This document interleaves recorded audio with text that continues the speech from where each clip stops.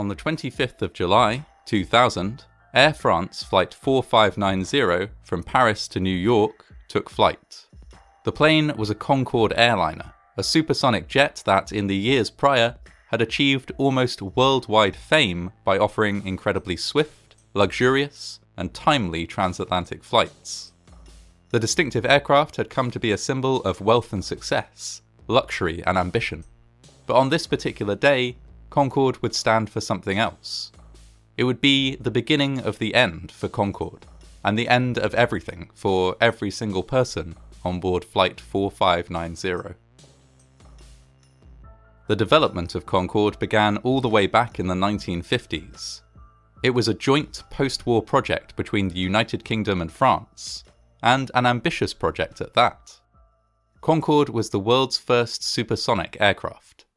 Its ability to travel faster than the speed of sound allowed it to carry passengers from London to New York in just over 3 hours. An impressive journey time considering that it would normally take more than 8.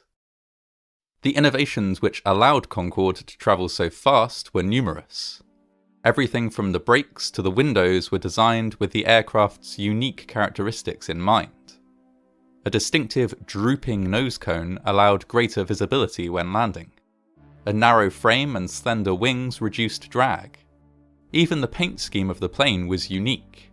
Every Concorde was painted predominantly white to help manage the heat generated by air friction.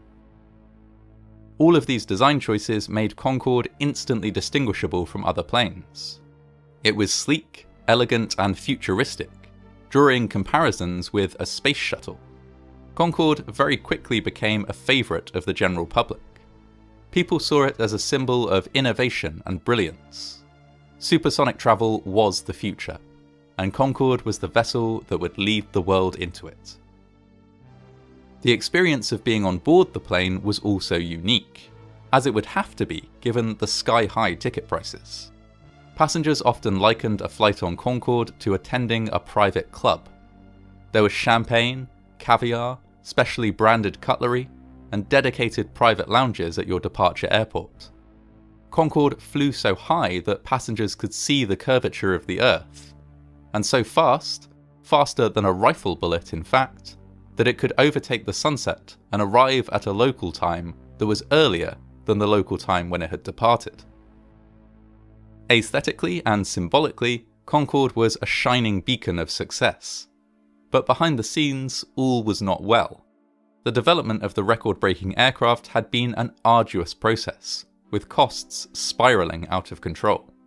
Originally projected to cost £70 million, it ended up costing £1.3 billion. Added to this, Concorde originally anticipated that they would sell at least 100 aircraft, but ended up manufacturing just 20.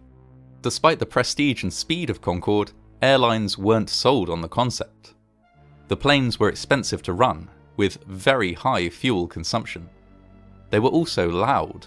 The ear-splitting boom they made when breaking the sound barrier meant that they couldn't really be flown at full speed over land, only over open water.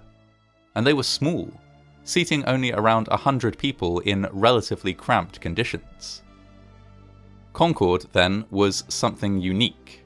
A graceful, distinctive, almost universally admired aircraft that seemed to many to be the future of air travel, but which at the same time was struggling commercially.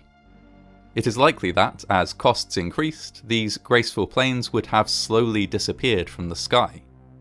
But that process was hastened by the events which took place on the 25th of July, 2000. On this day, Air France Flight 4590 was due to fly from Charles de Gaulle Airport in Paris to JFK Airport in New York. The flight had been chartered by a luxury holiday company to carry tourists to the starting point of a 15-day, once-in-a-lifetime cruise. For those travelling, the day began in style, as they mingled in a private lounge and met the pilots who would be flying them on their journey across the Atlantic. Shortly after 4 p.m, all passengers had boarded, and the aircraft was ready for takeoff. Despite a stormy start to the day, the weather was now clear, and passengers and crew were relaxed and happy, expecting an uneventful and pleasant flight. At the controls was Captain Christian Marty, an experienced pilot with more than 13,000 flight hours to his name. At 4:42 p.m, he asked his co-pilots if they were ready to go, and then began the very last takeoff that he would ever oversee.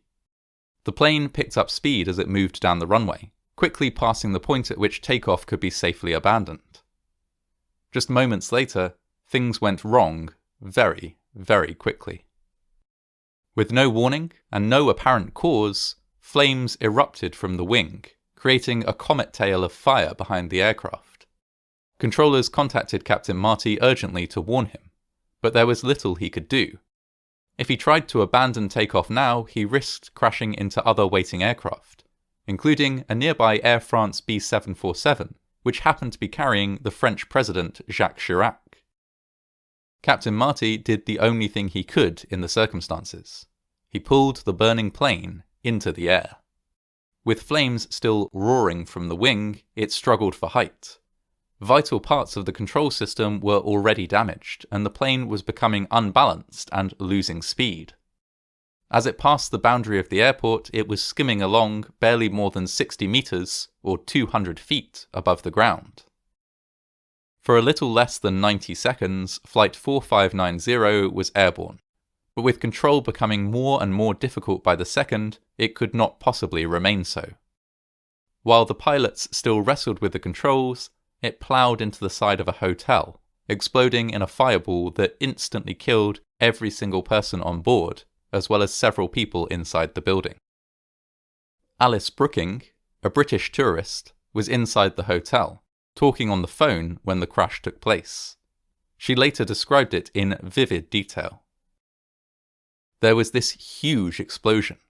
I remember turning round after the phone line went dead and seeing the walls of my hotel room caving in, and the pictures coming down from the wall. As soon as I opened the door, of course, I was totally engulfed in flames. The heat was phenomenal.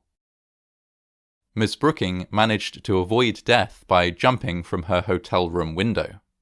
She would be one of relatively few people who received survivable injuries in this disaster. In total, 113 people were killed in the crash. 100 passengers, 9 crew, and 4 hotel employees. In the aftermath of the crash, an investigation was launched, and a chain of events was uncovered. Just 5 minutes before Flight 4590 had lined up on the runway, a small metal strip had fallen from the fuselage of a Continental Airlines DC-10 airliner as it took off.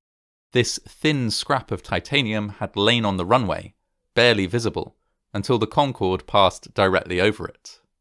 The strip pierced a tyre, sending a chunk of rubber hurtling into the fuel tank on the wing.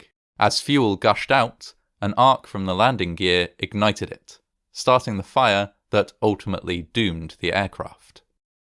The titanium strip which had fallen from the DC-10 had, it turned out, been fitted incorrectly during recent maintenance.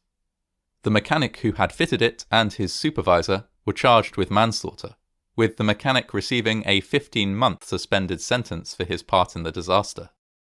Continental Airlines was also fined €200,000 and ordered to pay €1 million in damages to Air France, and to cover 70% of the compensation claims from the public relating to the disaster.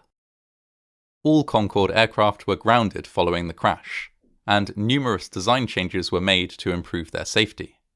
Kevlar armour was added to fuel tanks across the fleet, along with burst-proof tyres to prevent a repeat of the same accident. The crash had, of course, come as an immense shock to the public. Concorde's safety record had been excellent until that point, but the devastating loss of Flight 4590 shook public confidence in the supersonic plane. When Concorde did take to the skies again, passenger numbers were significantly reduced.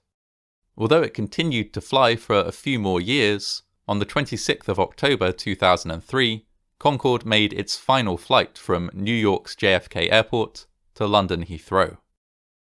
Despite the horrifying accident which sealed Concorde's fate, the jet is remembered fondly by many who flew on it. Retired Concordes are on display in aviation museums around the world, and even to this day, branded items from the service are traded online by collectors. a small but dedicated group of enthusiasts continue, on and off, to campaign for Concorde to be returned to flight. There are currently no plans to restore Concorde, and any plans for other commercial supersonic aircraft are still in their very early stages. Concorde retains the record for the swiftest crossing of the Atlantic, and will likely do so for many years more.